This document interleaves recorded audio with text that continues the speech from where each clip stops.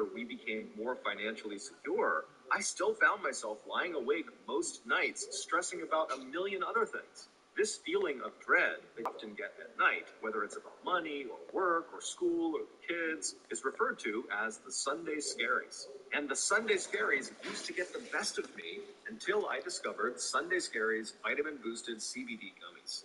Now, before I go to bed, I just take one Sunday Scaries sour gummy, because that's my favorite kind, and my mind actually turns off, and I can just sleep.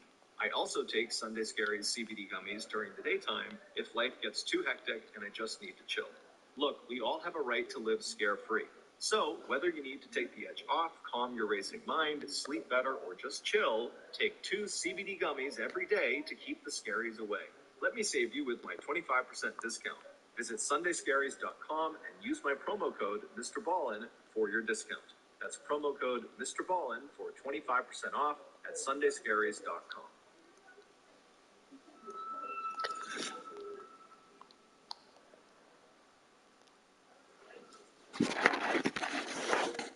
Maria Gonzalez was very relieved when her employers got back from their vacation in Europe.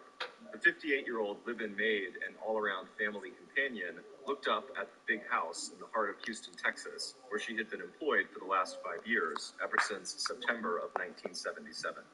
Maria's friendly brown eyes softened at the sight of the 2 little boys watching her from a downstairs window as she walked back into the mansion on Memorial Drive, carrying the morning newspaper. The paper was in English, so Maria, whose first language was Spanish, hardly gave it a glance before placing it neatly on top of the growing pile of newspapers in the home office of her employer, Houston lawyer James Campbell. Mr. Campbell and his wife, Virginia, had been gone almost 2 weeks now, and Maria had, as always, loved the time to spend with the couple's 2 grandsons, 8-year-old Michael and 6-year-old Matthew. Maria Memorial Drive at nearly the same time. That was when Cindy, one of the Campbells' 4 daughters, had come back home to her parents following a divorce. Maria let out a sigh. Her feelings towards Cindy were a lot less warm than her feelings for the rest of the Campbell family. It had all happened 10 years ago, before Maria had joined the family, but everyone knew the story. In 1972, Cindy had run off to Colorado at the age of 17, and once she was there, she met and married a man named Michael Charles Ray. But right after her 2 boys were born, Cindy wanted out of the marriage, and her father had arranged the divorce, making sure that Cindy got full and exclusive custody of her kids. But then all Cindy had done was bring the boys back to the family home on Memorial Drive and hand them over to her parents to raise. And by the time Maria had arrived to help with the house and the boys, Michael and Matthew were both calling their grandparents Mom and Dad. And Cindy was living at her parents' expense in an apartment building that was part of the Campbells' various real estate holdings in and around Houston. And when Cindy did visit, it seemed to Maria that the second to youngest Campbell daughter was much more interested in getting money from her mom and dad than she was in spending any time with her own 2 kids. As Maria herded Michael and Matthew into the kitchen to make them a nice hot breakfast, the 3 of them chatted away in Spanish. Thanks to Maria, the boys were fluent in both Spanish and English, and now that they were getting a little older, they were also doing their best to help Maria brush up on her English skills. As Maria watched them settle down at the scuffed kitchen table to eat their scrambled eggs, she had to admit that it was probably better that Cindy was not actively involved in her children's lives. From her apartment over the garage, where she had a bird's eye view in the household for 5 years now, it had seemed to Maria that Cindy mostly seemed to create problems for other people. During the few years that Cindy was going to the same college as her younger sister Jamie, Maria had seen Cindy get into the car with Jamie in the morning to drive to school, and as soon as Jamie had started up the car and headed down the driveway to the street, Maria had seen Cindy toss burning cigarette butts into Jamie's long hair. And not only had Cindy never gotten her own driver's license, as far as Maria knew, she'd never really had a job either, not even after she had dropped out of college and had a lot of time on her hands. There had been that time, maybe a year or a year and a half, when Cindy had lived with a boyfriend and helped her eat better, dinner and even go for walks and do some exercising. And Cindy had not only lost close to 60 pounds, but she'd also told her family that she'd gotten a job at a Houston nightclub doing stand-up comedy. But, like most of Cindy's so-called fresh starts, that had not amounted to much. Because now, Cindy was back to living in squalor in her own apartment again.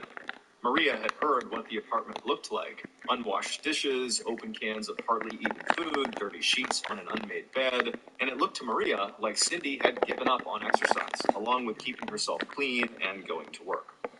And lately, with her parents still not due back in town for another few days, Cindy had started to drop by the mansion again, getting lifts with people Maria did not know or recognize, and who just tended to sit in their car and smoke or drop an empty soda or beer can out of the car window while they waited for Cindy to come back outside. One of the reasons the Campbells had decided to go on this vacation in the first place was to get away from Cindy. In the last 6 months, Mr. Campbell especially had gotten fed up with Cindy's tantrums and requests for money, and he had told her that it was way beyond the time that she had found a job and started supporting herself. Mrs. Campbell still found it hard to say no to Cindy, but Maria knew that even Cindy's mother had finally run out of patience. And ever since her parents had turned off the money faucet, it seemed to Maria that Cindy was always in a very bad mood. Yes, Maria thought, as she and the boys all squeezed themselves onto the worn couch in the living room to watch a little TV. Maria would be very glad when Mr. and Mrs. Campbell arrived back home. It had made Maria uneasy hearing Cindy clomping through the house. Maria was a very strong and capable woman, but she had decided that she would rather not be alone at the house when Cindy stopped by for those visits.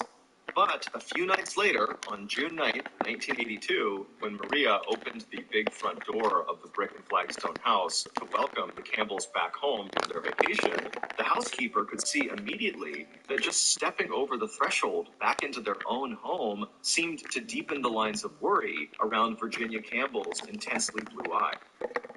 Oh, great. My wireless bill just went up. Turns out with US Cellular, they aren't raising prices on any of their plans. Seriously? Yeah, my price won't increase. Well, that is refreshing. I feel like everywhere you turn these days, prices are going up. 50 years old and 5 foot 4 inches tall, Virginia's trim frame had gotten shorter over the years because of a slight curvature of her spine and the 3 decades she'd spent as a paralegal hunched over a keyboard. Now, the top of her head barely reached her husband's shoulders. But even though she was tired from all the traveling, Virginia gave Maria a warm smile. Over the years, the two women had become friends, as well as employer and housekeeper, and they had shared a bond in their love for Michael and Matthew. Maria appreciated Virginia's sense of humor, and she liked that her employer did not show off her wealth with expensive and fussy furniture. Despite its size, the inside of the Campbell's house was comfortable and plain. Mr. Campbell sometimes accepted TVs and other appliances in place of payment from his clients, and inside the living room, there were 2 TVs, one stacked on top of the other. There wasn't very much that was fancy about Virginia either.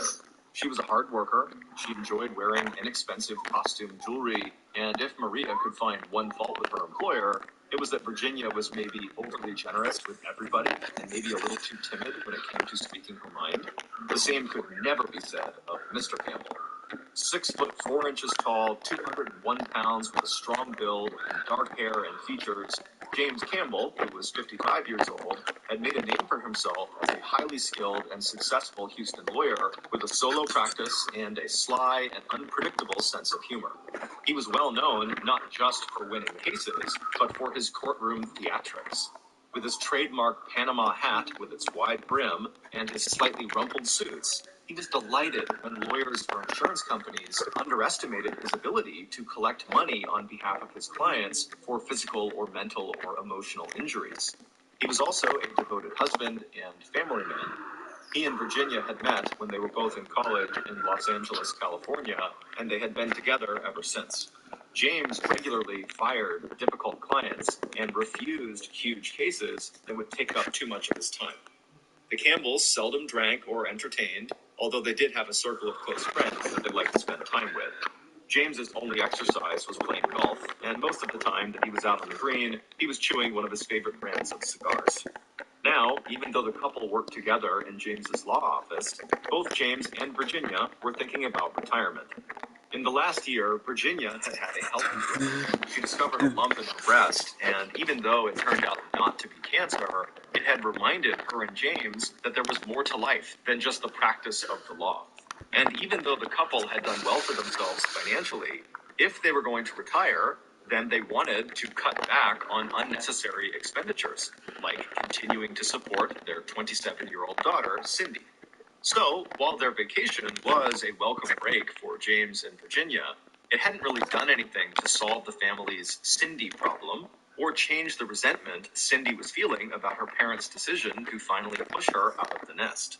One look at Virginia's tired face, and Maria decided not to even mention Cindy's recent visit to the house while her parents were away.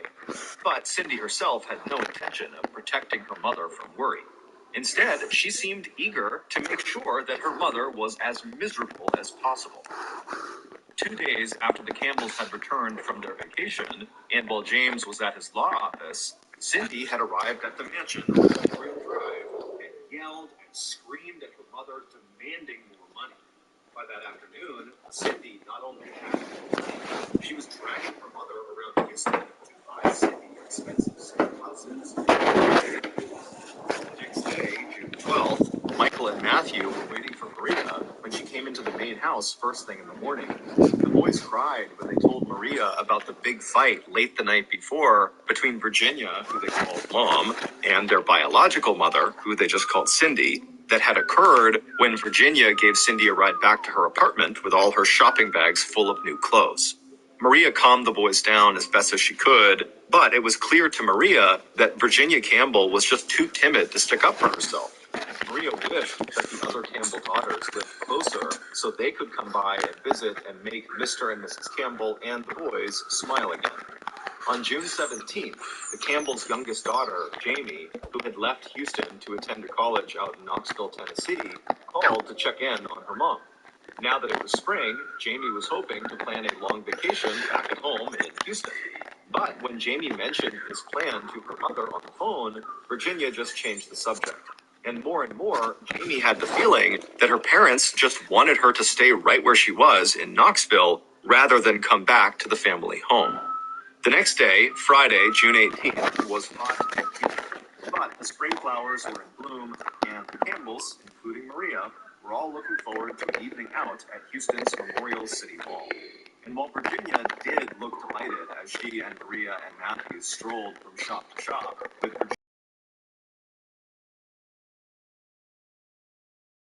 for a bite to eat, Virginia seemed so anxious and worried that she had no appetite for food. Instead, Virginia just lit one cigarette after another, stubbing each one out after only a few puffs before ordering a Coke and then coffee. By the time they got home, around 9 p.m. that evening, James and his older grandson, Michael, had already returned from their evening out, and now James had stretched out his long legs in the living room and was watching TV. Watching as Virginia joined her husband, Maria smiled before walking upstairs to check on the two boys and get them settled for bed. Friday nights were a special treat for Michael and Matthew. That was the one night of the week when they were allowed to drag their sleeping bags and bedding into their grandparents' master bedroom for a sleepover. That involved arranging themselves at the foot of their grandparents' bed and watching a movie on a cassette tape before falling asleep. Maria glanced at her watch. It was almost 9:30 p.m. She helped the boys get comfortable in their sleeping bags at the foot of the bed, and as she kissed them goodnight, she told them that their grandfather would be up any minute to start the movie. A few minutes later, after stopping by the living room to say goodnight to James and Virginia, Maria made her way out the back door to her own apartment over the garage. As she climbed the wooden stairs and looked up at the big Texas sky, Maria shook her head, wishing there was more she could do to help Mrs. Campbell. At about 3:40 a.m. on June 19th, less than 6 hours after Maria had left the main house to return to her apartment, Maria was startled awake by the sound of small footsteps running up her outside stairs, and then the sound of small hands banging on her door. A moment later, Maria heard the frantic and terrified wails of Michael and Matthew as they begged her to let them inside. After stumbling out of her bedroom and opening the door, it took Maria another moment to understand what Michael and Matthew were telling her. As she leaned down to gather the boys into her arms, the oldest pulled on her nightgown and looked up at her, tears running down his face. And now he was practically screaming as he told Maria in Spanish that Mom and Dad, aka James and Virginia, were dead. They just killed them! They just killed them! The little boy kept repeating. And then, Maria, please, call the hospital, call an ambulance. At first, Maria believed the boys, both of them, had just had a terrible nightmare, but even as she offered to make them some sugar water and sit down at the table with them, Maria saw that the boys had wet their pants. This was no bad dream, they told her. This had happened. The boys had been asleep, and then the light came on, and then there were loud noises, and then it was quiet again. And when Michael had finally crawled out of his sleeping bag, climbed to his feet, and looked onto the bed, he had seen that his grandparents, Mom and Dad, were covered in red, and they were no longer moving. Maria still could not believe it, and she didn't know enough English to tell the fantastical story to the police. So instead of calling 911, Maria told Michael to call his uncle, J.W. Campbell, James Campbell's older brother, who was also a lawyer. 20 minutes later, J.W. and his wife, Lucine, arrived at 8901 Memorial Drive. While J.W. waited in Maria's apartment with the two boys, Lucine and Maria made their way over to the back entrance of the main house and stepped inside through the unlocked kitchen door. A minute later, and the two women were standing in the doorway of the master bedroom, and Michael and Matthew had been right. James and Virginia Campbell were dead.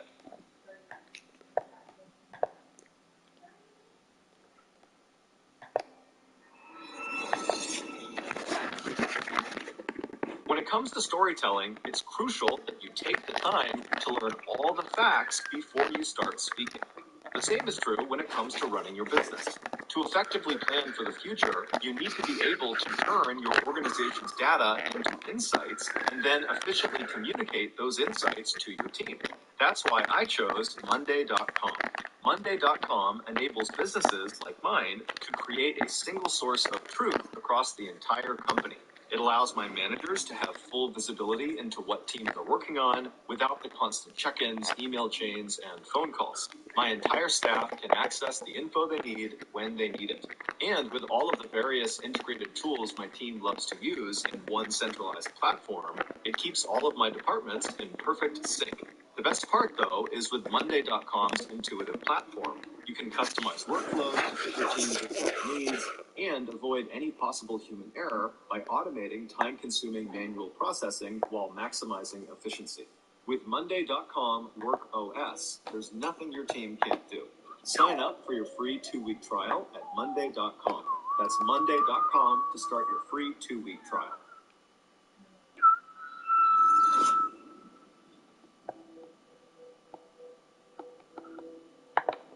By 4:13 a.m., just half an hour after Maria had come suddenly awake, Houston police and medical personnel had arrived on the scene.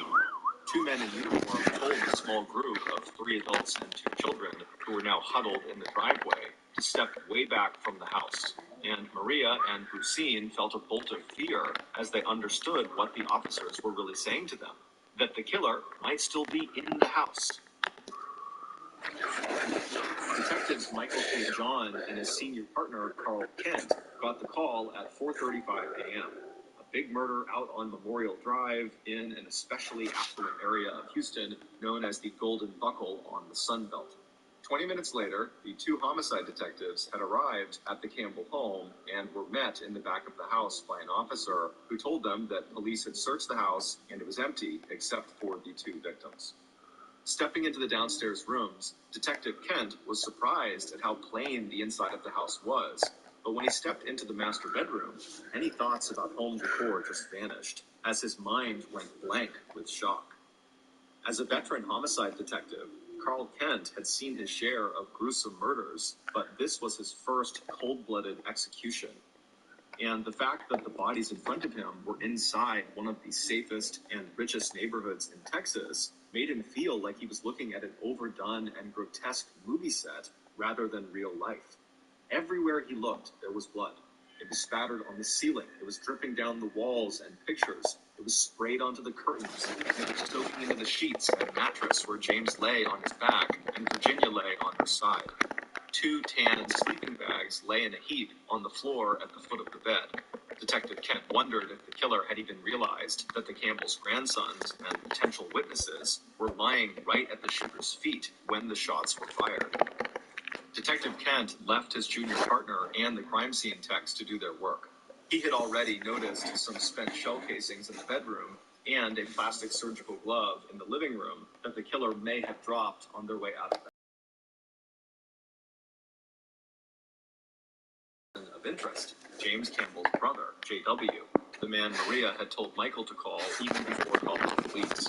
The detective wanted to know why J.W., an able-bodied man, had sent Maria and Brucine into the house to check out a possible murder scene instead of going into the house himself, and why, after getting Michael's frantic call, Campbell's residence. And when Detective Kent eventually spoke to the Campbell's grandsons about what they had seen, the oldest said what his uncle J.W. had told him to say. "I have a right to remain silent." The detective couldn't help but wonder if J.W. had anything he was trying to hide. By late Saturday, 3 of the Campbell daughters had arrived in Houston and were gathered at Memorial Drive. As the women, the oldest, Michelle, and the youngest, Jamie, followed by the second oldest, Betty, started going through their parents' house to see if anything was missing, they quickly discovered that the police were wrong when they assumed there had been no sign of robbery. While no one had taken the gold watch and diamond ring that Virginia had been wearing, and there was no sign that the house had been ransacked, the daughters and Maria quickly discovered that the fat roll of $100 bills that Virginia had taken with her the previous day on her trip to the mall was missing.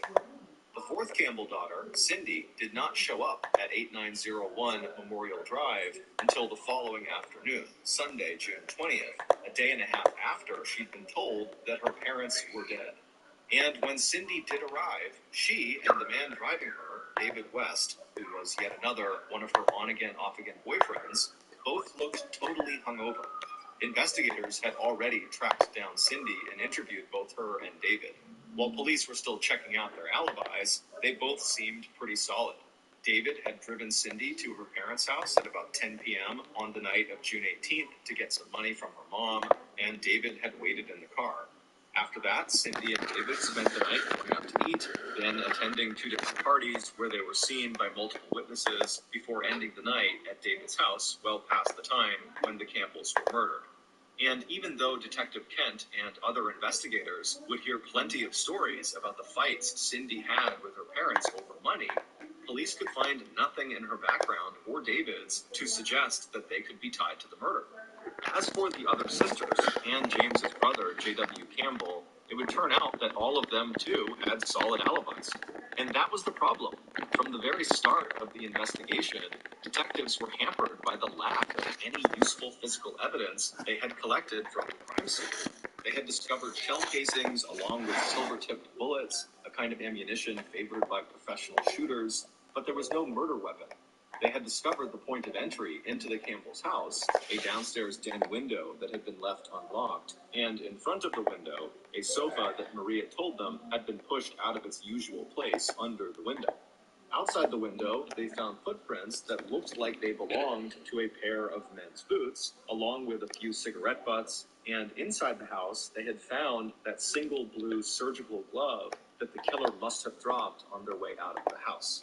Today, crime techs would have been able to run DNA tests on the cigarette butts and inside of the surgical glove, but back in 1982, the only forensic tool police had were fingerprint tests, and the killer, who appeared to have worn gloves during the attack, had not left any prints at the scene. But even without any solid leads, police continued the slow process of investigating every other clue they could find. They interviewed James Campbell's clients and anyone else whose name came up as someone James had crossed in a court case.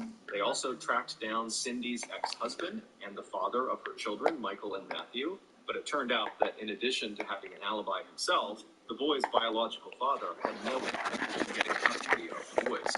The same was true of Cindy. On June 23rd, the day after her parents' funeral, Cindy had arrived at the house to take Michael and Matthew home with her. Over the objections of both Maria and the children and her sisters, Cindy had marched out with Michael and Matthew. But less than a week later, she had given up completely on parenthood. Police got a call from the DePelchin Children's Center and Adoption Agency saying that Cindy Campbell had just turned her 2 young boys over to the center. I love all the opportunities available to me. I'm a chemistry major, mathematics minor, member of Chem Club, and I also play in 2 ensembles. To study abroad, to do this internship. After police went to the orphanage and retrieved the children, the Campbells decided that the safest place now for Matthew and Michael was to stay in the care of their uncle, J.W., a lawyer, and his wife, Lucine. Over the next 4 months, the Houston police racked up so much overtime investigating the Campbell murder that they could only put in for half of it and still expect to get paid. They followed up on tips that the mafia might be involved. They followed tips from a prison inmate bragging about slitting the throats of some rich couple in Houston. And because Cindy's 3 sisters had zeroed in on Cindy as their prime suspect, the police did spot surveillance checks on Cindy and on David, even though the couple seemed to have broken up and gone their own separate ways. But even as the investigation slowly sputtered to a halt, the family drama among the Campbell sisters was just swinging into high gear. Cindy wanted her parents' house sold and the estate settled right away so she could get her share of her parents' money. But it turned out that most of the Campbells' wealth was tied up in real estate, not cash or stocks or bonds, and Cindy's sisters wanted to hold off on selling the house or other real estate holdings until the market improved and they could get a better price. And while investigators were eager for any new evidence, the frequent calls they were now getting from Betty and Jamie insisting that their sister, Cindy, had to be guilty of something had started to sound more and more unreliable. Like detectives were just hearing the same old lines from a long-running and distorted family argument. By the end of October 1982, almost 5 months after James and Virginia were shot in their own bedroom, investigators quietly shelved the Campbell murder case. There were a lot of other homicides in the huge city of Houston that were just as important and a lot easier to solve. It wouldn't be until February 1985, more than 2 years after the murder of James and Virginia Campbell, that investigators would finally get the tip they were hoping for. And when that call came in, the story police heard was so unbelievable that not only would it make detectives yank that cold case right off the shelf, it would also put the Campbell homicide case onto the front pages of national newspapers from Washington, D.C. to Los Angeles, California.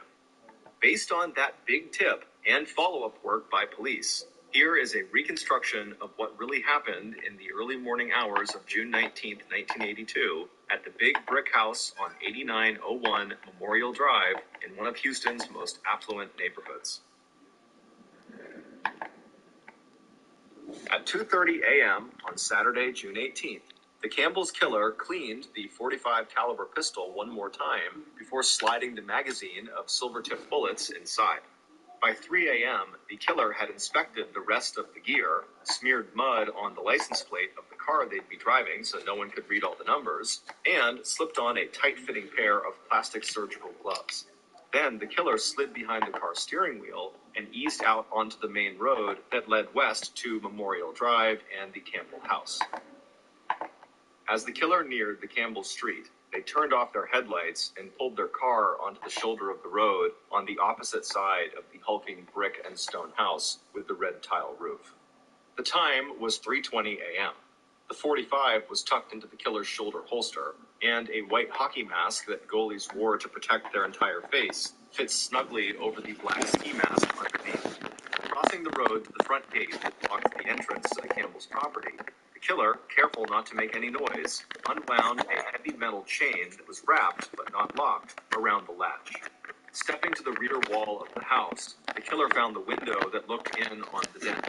After easing the screen out, they began to work the window until it slid up just far enough that the killer could slip inside the house.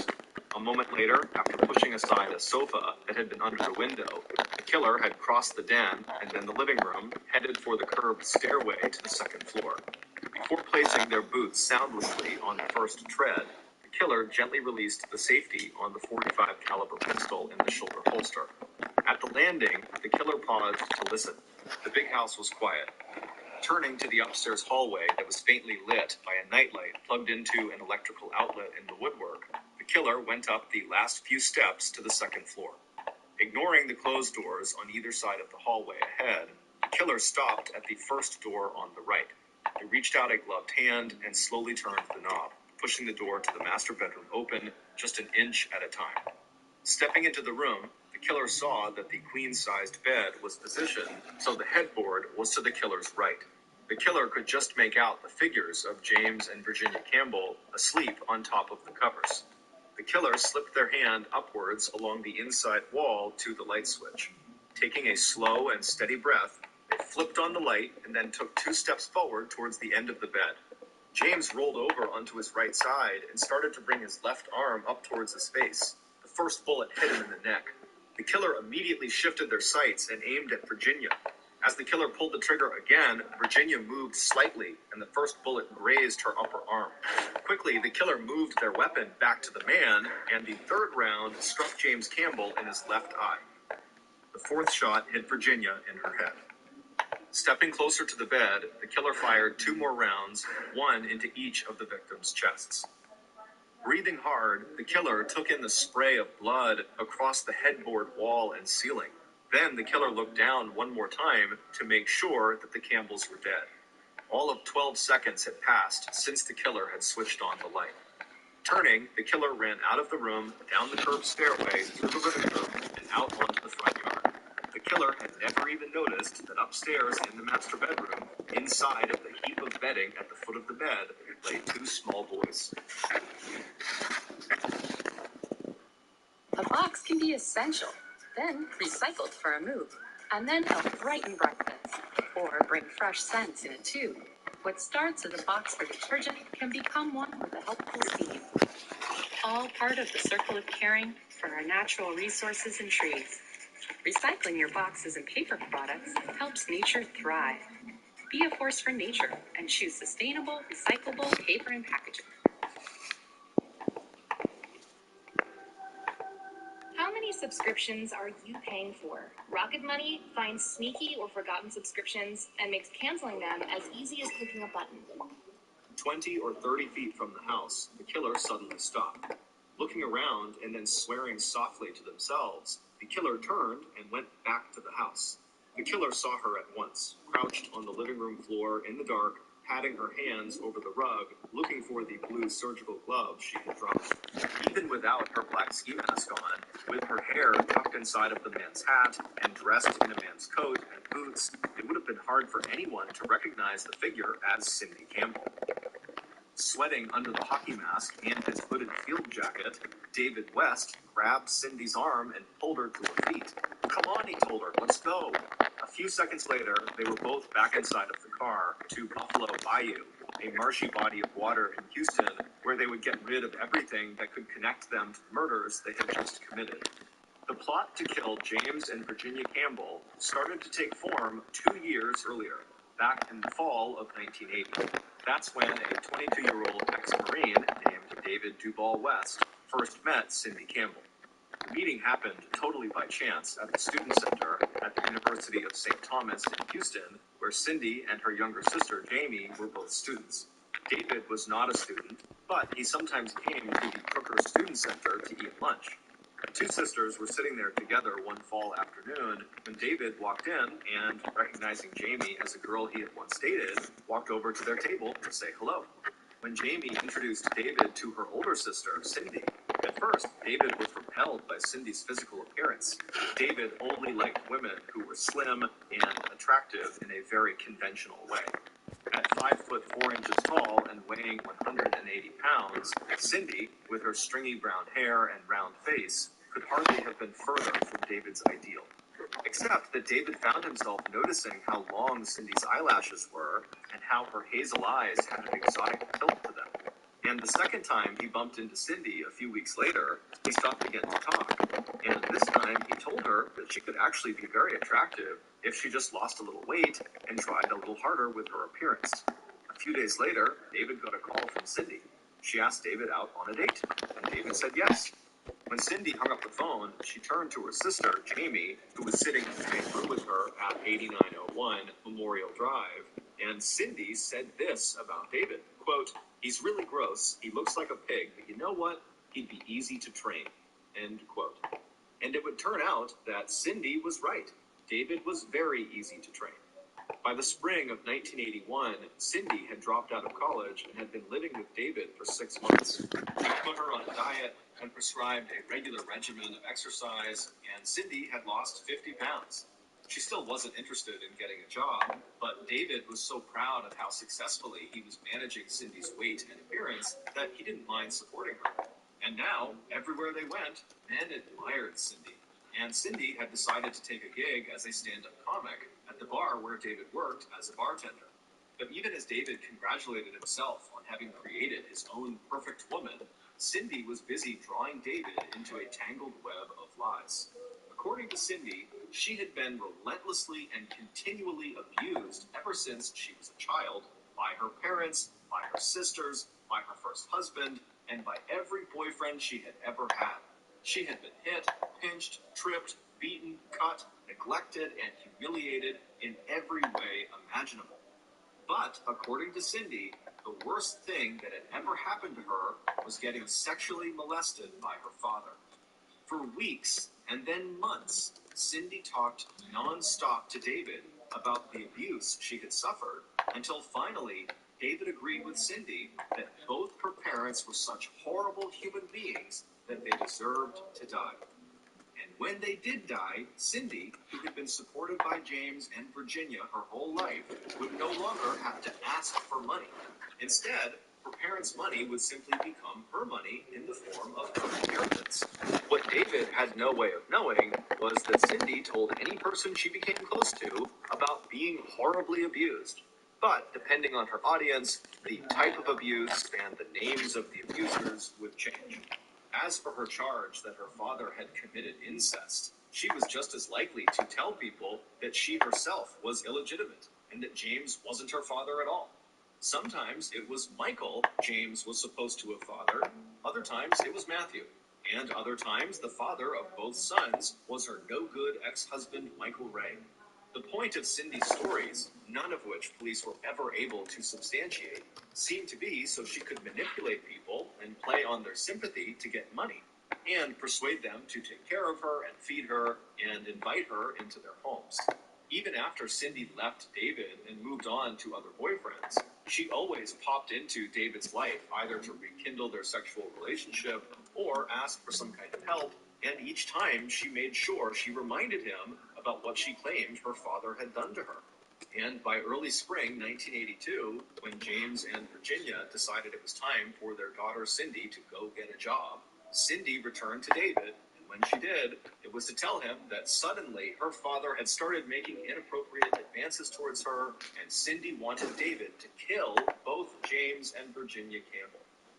So, while James and Virginia began planning their trip to Europe with a return date of June 9th, David and Cindy began to plan exactly how they were going to kill them. And by the evening of June 19th, David and Cindy were ready to put their plan into action.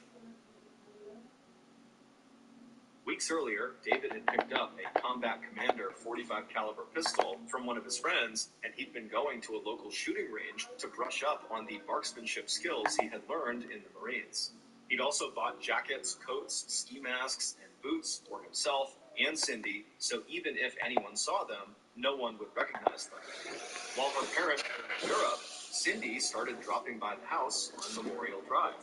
Not only did she help herself to towels and food, she also began trying the downstairs windows to see which one opened with the least amount of noise and effort.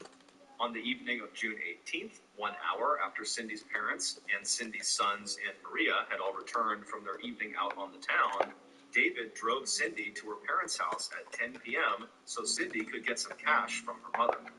But the real purpose of that visit was to unlock the window in the den, so when Cindy and David came back at 3:30 in the morning to kill Cindy's parents, they would have a way to get inside the house. After that short visit to 8901 Memorial Drive, Cindy and David carefully set up an alibi, making sure they were seen at several parties that were too big for anyone to remember exactly when they left, only that they were there. And then, at 3:20 a.m., dressed to kill, David pulled the car they were driving up onto the shoulder of the road directly across from the Campbell's mansion. And when David slid into the Campbell's house through the den window that Cindy had left unlocked, Cindy was right behind him. And it was Cindy who led David up the stairs to her parents' bedroom. And it was Cindy who flipped on the lights just before racing back downstairs, where she dropped that blue glove to wait for David. And for months after the murders, it looked like David and Cindy may have committed the perfect crime. They only had one moment of panic when they realized that Cindy's boys were actually in the Campbell's bedroom when the murders were committed and might be able to ID them. That's when Cindy dragged the children out of the Campbell home on June 23rd and took them to David's apartment, where she and David grilled the two little boys about what they had seen or heard on the night of the murders. Satisfied that the boys could not ID them, Cindy and David simply dropped the boys off at the orphanage.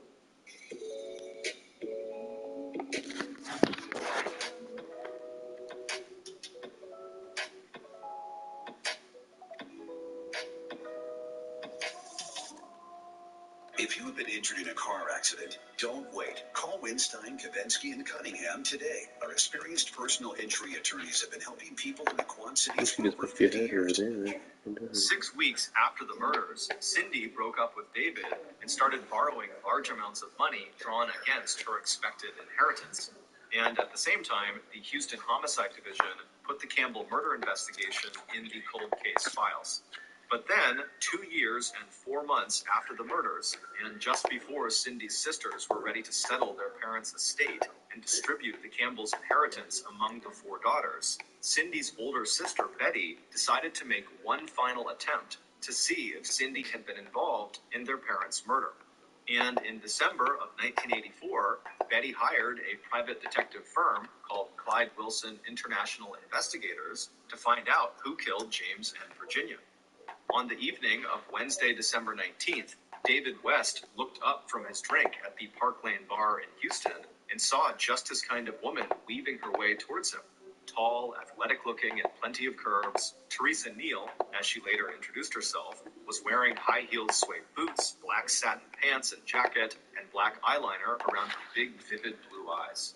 2 weeks later, and David was totally smitten with her. He was fine with the fact that Teresa wanted to keep things between them platonic, at least for now. David had always prided himself on respecting and defending women, which was really what had gotten him mixed up in Cindy's murder plot in the first place. He'd been trying to protect her from her father. But now, the crime he secret. And it had to do with an old girlfriend of his, a woman named Cindy Campbell. By mid-February of 1985, David and Teresa had declared their love for one another. But before Teresa could fully trust David and begin the physical relationship he wanted, he had to tell her the details of this secret he was keeping. He had to be totally honest and open with her before she could commit to him. So, on the night of February 20th, after spending the evening together and listening to David talk about Cindy Campbell's crazy tales of abuse, neglect, and incest, Teresa told him it was now or never. As they sat inside the car in the driveway of his house,